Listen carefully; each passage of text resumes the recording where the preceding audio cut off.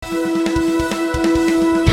sawit Indonesia, perjuanganmu penuh makna. Jangan menyerah, jangan putus asa. The Blender di sini menghijaukan dunia tanpa syarat. Salam Planter Indonesia, Assalamualaikum warahmatullahi wabarakatuh. Di sore hari yang berbahagia ini, izinkan The Brondol menjelaskan penggunaan NPK untuk tanaman kelapa sawit. Bahwa banyak sekali pertanyaan yang masuk, Pak Pendi, NPK ini harus ditambah pupuk tunggal A, pupuk apakah harus bisa ditambah urea, apa ditambah dengan KCL, apakah ditambah dengan yang lainnya. Maka sore hari ini akan saya menjelaskan bicara tentang penggunaan NPK. Yang pertama adalah kita harus memahami dulu jenisnya, Mas. Ketika kita memahami jenis NPK yang mau kita gunakan, maka kita secara tidak langsung kita harus memilih NPK yang tepat. Sebagai contoh gini, ketika kita menggunakan tanaman belum menghasilkan, maka NPK-nya adalah 12, 12, 17, 2 plus TE. Sekali lagi plus TE. Kalau ada yang nggak TE, nggak usah dipilih. Itu. Kemudian kalau sudah panen, itu ganti NPK-nya menjadi 13, 8, 27, 4 plus 0,65 boron. Di dalam hal ini yang harus saya sampaikan bahwa kedua pupuk ini biasanya umumnya adalah bentuknya granuler. Sehingga ketika mau digunakan untuk tanaman kelapa sawit, maka umumnya kedua pupuk ini adalah pupuk yang lambat atau slow release karena memang memiliki bahan pembawa liat. Yang kedua memang bentuknya adalah granuler, sehingga ketika mau dicampur dengan pupuk lainnya, mau urea, mau KCL yang berbeda dengan ukurannya, ini harus hati-hati. Hati-hati di sini bukan masalah kimiawi, bukan, tapi perbedaan ukuran ini yang nanti akan sangat berpengaruh. Dan yang kedua, ketika dicampur dengan urea, maka otomatis urea akan mudah menguap atau mudah encer, sehingga ketika dicampur dalam waktu yang lama tidak segera ditebarkan, maka biasanya akan terjadi gumpalan-gumpalan yang tidak memudahkan untuk penebaran NPK ini sendiri. Kemudian di sisi lain, banyak pertanyaan bicara tentang NPK ini adalah apakah NPK bisa dicampur dengan urea atau KCL atau enggak? Jawabannya adalah sebenarnya tidak perlu dicampur. Selama dosis rekomendasinya itu mumpuni, maka sebenarnya tidak perlu dicampur pupuk urea, apakah SP36 atau TSP atau KCL itu nggak perlu. Sebenarnya tidak perlu dicampur lagi, karena bahwa NPK memiliki multi unsur yang sebenarnya ketika jumlah per pokok per tahunnya sudah terpenuhi, maka tidak perlu penambahan unsur hara baik N, baik P, baik K, tidak perlu. Namun di sisi lain bahwa kedua pupuk ini memiliki kelemahan. Kelemahannya adalah bahwa 12, 12, 17, hanya 2% saja magnesium oksida. Yang kedua, 13, 8, 27, 4%. MgO-nya hanya 4%. Kemudian yang tadi hanya 2% MgO dan 4% MgO. Atau artinya bahwa magnesium yang terkandung dalam kedua pupuk ini adalah sangat-sangat sedikit saja. Sehingga mau tidak mau ketika menggunakan kedua pupuk ini, maka harus ada pendampingnya, yaitu adalah dolomit. Dolomit di sisi lain adalah bahwa pupuk ini mungkin reaksinya adalah netral saja. Tapi tanah kita tetap akan mengalami pengasaman, sehingga penambahan dolomit di satu sisi adalah untuk menaikkan pH supaya serapan unsur haranya optimal. Tapi di sisi lain bahwa untuk menambah magnesium yang kurang dari NPK ini, kedua pupuk NPK ini. Namun penggunaannya jangan sampai dicampur diulek-ulek jadi satu, jangan. Lebih bagus dolomit dulu dengan mereaksikan pH-nya naik, sehingga ketika dicampur dengan ditebar NPK-nya, maka NPK akan mengalami rilis dan mudah diserap oleh tanaman kelapa sawit itu sendiri. Khususnya gambut. Baik gambut atau mineral, tapi kalau gambut itu wajib dulu dolomit dulu. Karena jangan sampai kita mupuk dengan pH 5 gambut, ya maka NPK tidak bereaksi dengan sangat baik. Ini yang harus kita pahami dulu. Jadi NPK ini harus ada pendampingnya, yaitu dolomit. Dan The Brondol selalu menyampaikan bagaimana dolomit digunakan adalah 1 bulan sebelum penebaran NPK, dolomit sudah ditebarkan dulu untuk menaikkan pH. Dan sekali lagi, dolomit adalah sangat slow release karena dia batuan. Ini berbeda dengan fosfat yang rock fosfat, begitu dia ditebarkan di gambut, maka reaksinya akan dibantu dengan asam-asam organik yang ada di gambut. Tapi di dolomit akan sedikit berbeda reaksinya. Walaupun dia kapur, tapi tetap reaksinya akan relatif lebih lambat. Sehingga adanya apa namanya jeda waktu antara dolomit dan NPK itu sendiri.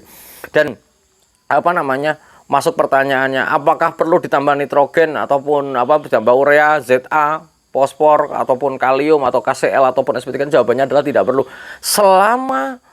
Selama dosis per pokok per tahunnya adalah terpenuhi. Jika memang Bapak Ibu semuanya mau menggunakan setengah dosis NPK, misalnya seperti ini. Rekomendasi dari NPK 12-12-17-2 yang disarankan oleh PPKS yaitu misalnya ini kita buka dulu. NPK adalah 3,25 kilo. Ketika Bapak Ibu semuanya dalam 1 tahun menggunakan menggunakan hanya 2 kilo saja di 0 sampai 1 tahun, maka 1,25 kilo NPK ini harus ditutupi pakai pupuk tunggal. Ini baru kita menambahkan pupuk tunggalnya. Tapi selama 3,25 kilo ini terpenuhi, maka ya nggak perlu kita menggunakan pupuk tidak perlu menggunakan tambahan pupuk-pupuk lainnya kecuali dolomit saja. Di sisi lain, bahwa Bapak Ibu semuanya dan sahabat The Brondol semuanya, bahwa dolomit, pertanyaannya Pak Pendi, kalau seandainya rekomendasinya kita sudah menggunakan 6 kilo di di usia 9 tahun kita sudah menggunakan 7 sampai 8 kilo, apakah perlu dolomit? Tetap perlu dolomit. Tetap perlu dolomit. Sehingga apakah nggak bisa Pak Pendi penggunaan ini? Karena gini, penggunaan NPK 12-12-17-2 yang 2% magnesium oksida, maka umumnya digunakan dalam jangka waktu panjang, nanti gejala kekurangan magnesium itu akan kelihatan sekali, sangat kelihatan. Mungkin di tahun pertama belum, tapi tahun kedua pasti akan kelihatan. Kemudian yang kedua, penggunaan 13-8-27 4% MgO ini juga pasti akan kelihatan. Apalagi diserap dalam jumlah yang cukup besar di tandan buah segar kita. Sehingga perlu pupuk pendamping kedua NPK ini. Nah, pertanyaannya, apakah Ponska bisa digunakan untuk Ponska sendiri bisa digunakan untuk tanaman belum menghasilkan? Karena di suatu tempat mungkin 12-12-17-2 tidak tersedia Pak Pendi. Jawabannya ya boleh saja Ponska. Mau Ponska non subsidi 15-15 atau Ponska subsidi 15-10-12 tetap bisa kita gunakan. Karena bahwa kesetaraan unsur haranya hampir sama. Kesetaraan unsurnya hampir sama, tapi tetap harus ada pendampingnya, itu adalah dolomit itu sendiri. Kemudian Pak Pendi kalau 12-12-17-2, sementara rekomendasinya adalah 12-12-17-2 untuk tanaman belum menghasilkan. Ternyata yang ada cuma 13-8-27-4. Apakah bisa? Jawabannya adalah bisa saja, nggak ada masalah. Tapi bahwa fosfatnya kecil. Kenapa di dalam tanaman belum menghasilkan ini perlu fosfat yang besar? Balik lagi bahwa di dalam tanaman belum menghasilkan inilah bekerjanya penyerapan unsur hara, salah satunya adalah sangat tergantung fosfat. Jika memang fosfatnya terlalu rendah angkanya, maka tenaga yang dimiliki oleh pembentukan ATP ADP dari fotosintesis yang ada, maka jumlah penyerapan unsur haranya akan terganggu. Maka biasanya batangnya tidak begitu gede-gede, itu tidak, tapi akan cenderung kecil. Jadi kalau memang 13-8-27-4 yang ada hanya itu saja, namun di sisi lain 12-12-17-2 nggak ada, ya perlu mungkin tambah se-on atau 2 on per penggunaan menggunakan rekomendasi 12-12-17-2, tapi perlu ada penambahan fosfat. Karena sangat urgent sekali fosfatnya.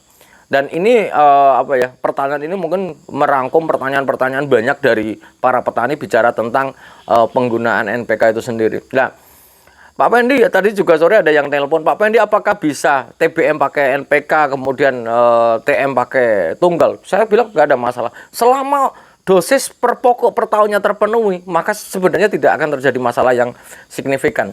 Masalah yang signifikan ini beberapa kasus yang diceritakan kepada The Brondol, penggunaan NPK kok kurang wow Pak Pendi hasilnya. Jawabannya adalah kembali lagi, kalau memang lahannya miring, dicampur mau NPK mau tunggal tetap tidak akan wow. Kenapa? Karena tetap begitu dia udah slow rilis atau slow diserap oleh tanaman kelapa sawit, namun di sisi lain begitu dia tersedia, wah udah banyak hilang oleh aliran permukaan.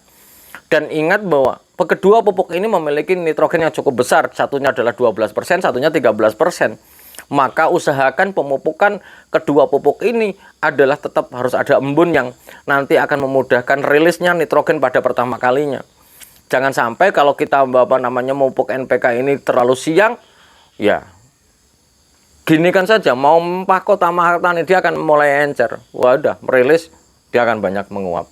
Dan jangan sekali-kali apakah NPK ini bisa diuplak-uplak diuplak-uplak bahasa Wonosobo dicampur diaduk menjadi satu antara dolomit sama NPK, sangat tidak saya rekomendasikan karena bahwa kenaikan pH yang sangat signifikan yang terlalu besar oleh dolomit itu akan sangat rilis pertama kali nitrogen akan banyak teruapkan, sehingga lebih bagus dijeda 1 bulan adalah suatu jeda yang terbaik menurut saya pribadi, dan beberapa literatur juga harus ada jedanya, Mungkin itu aja dulu yang dapat saya sampaikan pada kesempatan di sore hari ini. Intinya adalah bahwa pupuk NPK, ini satu lagi mungkin saya jelaskan, Papa ini saya pupuk NPK, tapi kok lambat larut. Ingat bahwa NPK yang terbaik adalah NPK yang mudah pecah. Kalau memang ada penjual NPK dengan harga murah dan tidak pecah-pecah, walaupun dia 12, 17, 2 atau 13, 8, 27, 4 plus 0,65 boron, maka jangan dibeli. Karena bahwa balik lagi, reaksi pupuk sangat tergantung dari pecahnya pupuk atau reaksi kemudahan dia menangkap uap air. Kalau seandainya dia beli terlalu keras, maka ya rilisnya akan panjang, rilisnya akan lama. Maka gunakanlah pupuk yang bagus, mereknya whatever, tapi sekali lagi yang bagus adalah dia ketika dibiarkan seperti ini, dia akan mudah menangkap uap air dengan nitrogen yang cukup besar, 12% dan 13%. Dan sisi lain adalah ketika dia diaplikasikan di lapangan adalah mudah pecah. Kalau memang belum pecah, contohnya penggunaan 12, 12, 17, 2 di main nursery, di pembibitan kita yang besar, di polybag besar, kadang-kadang selama 2 minggu juga belum pecah. Nggak ada masalah, karena bahwa sekali lagi NPK rilisnya pelan-pelan, karena NPK kedua NPK ini adalah memiliki bahan pembawa tanah liat atau clay yang relatif lambat untuk tersedia, tapi sangat bagus untuk digunakan. Mungkin itu saja dulu yang dapat saya sampaikan pada kesempatan di sore hari yang berbahagia ini, dan salam sehat bagi saya, Anda semuanya, dan salam hangat bagi keluarga Anda di rumah. Terima kasih. Salam Planter Indonesia. Assalamualaikum warahmatullahi wabarakatuh.